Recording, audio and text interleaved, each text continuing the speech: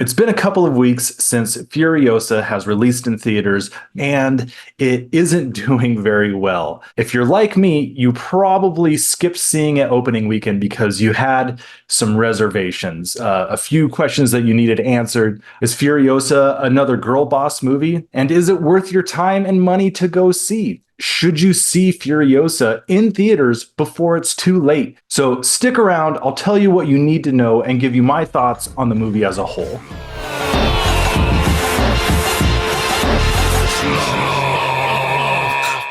What is up? I am Darby Ellis Lewis Wilson. And this is a channel where we like to look a little deeper into movies you might have missed. And if that tickles your interest, hit subscribe and jump on the schlock train. So, is Furiosa worth your time and money to go see? Quick answer, yes. Absolutely. Do not pass up seeing this movie in theaters before it's too late. And if you go, I'd recommend watching it with the biggest screen and the loudest surround sound system you can find. If you enjoy George Miller's directing, and if you are a fan of Fury Road and wanted more of that world, then this is it. However, you have to be forewarned that this is a different type of movie than Fury Road. One of the things I loved about Fury Road is that its story, it was like a scalpel. It was completely straightforward, right to the point, and there wasn't a wasted second of screen time. Furiosa takes place on a much larger scale. If you love the world of Fury Road like I did, this movie takes a step back and it shows it to you. It gives you some time to live in that world and really dive into it, get dirty in it. Probably the biggest criticism of this film is its runtime at nearly 2.5 hours. I honestly didn't mind the length of the movie because I love the aesthetic of the world that George Miller created. And given that I don't really know if we'll ever get to return there, I just wanted to soak up every second. On the negative end, however, while I don't mind the runtime, there are a few meandering scenes that don't really go anywhere. I just feel like they were wasted, and if they were willing to have such a long movie, they could have given us more of that background instead of following these rabbit trails that kind of ultimately don't lead anywhere and don't enhance the story in any way. But other than that, the movie is brilliant, and I couldn't help think to myself while watching, this is what movies should look like now. This is the height of big budget production. It's absolutely beautiful to look at. The film is cut up into chapters, which some people didn't like. But again, I think for the type of large scale, time spanning story they were trying to tell, it works just fine. So now to the big question.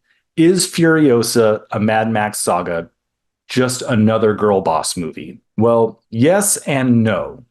It depends on what you mean by girl boss.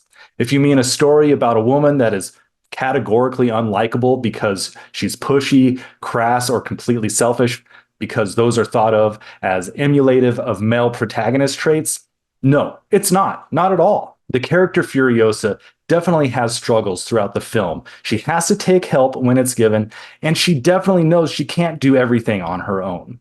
I honestly really like Anya Taylor-Joy, and I think she's turned out a good performance in everything I've seen her in.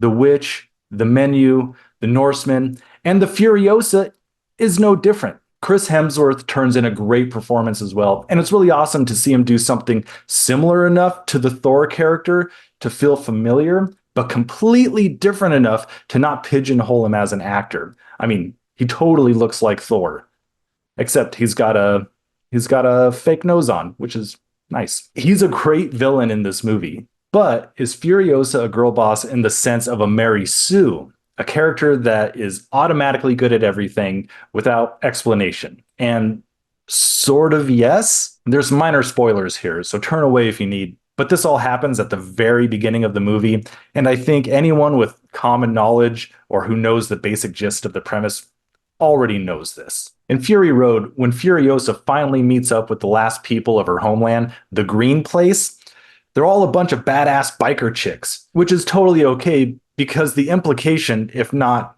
outright stated, is that they fiercely protected the Green Place from the outside world. Flashback to Furiosa. In the beginning, when Furiosa is a little girl, she sees some marauders stealing some food from the Green Place. She tries to stop them, but is attacked and she blows a whistle to alert presumably the rest of the inhabitants.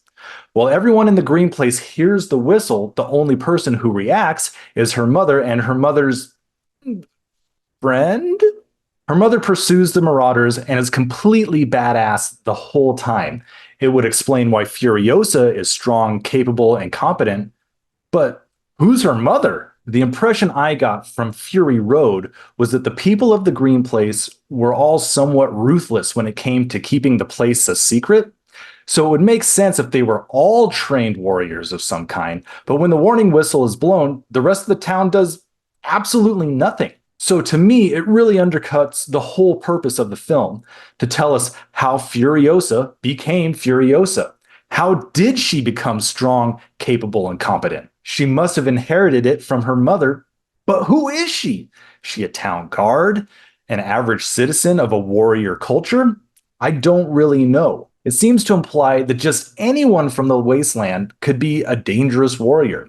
But that's not what we see. Most citizens of the wasteland are weak, malnourished, and more than a little insane. I think this problem shows itself most notably in the fact that Furiosa's name from the very beginning is Furiosa. She doesn't have some regular name like Jill and become Furiosa because of her trials. She's just always Furiosa, presumably a woman of fury. But anyway, that's all the good, the bad, and the schlock I have for this movie. I just wanted to give you a quick, honest opinion. If you love action, beautiful cinematography, and color grading, if you love world building, all of that, don't skip out on this movie. It has a couple rough spots, but honestly, they're few and far between. So don't miss out before it's too late. So if you'd like to see more in-depth reviews of overlooked movies, then check out these videos over here and schlock on.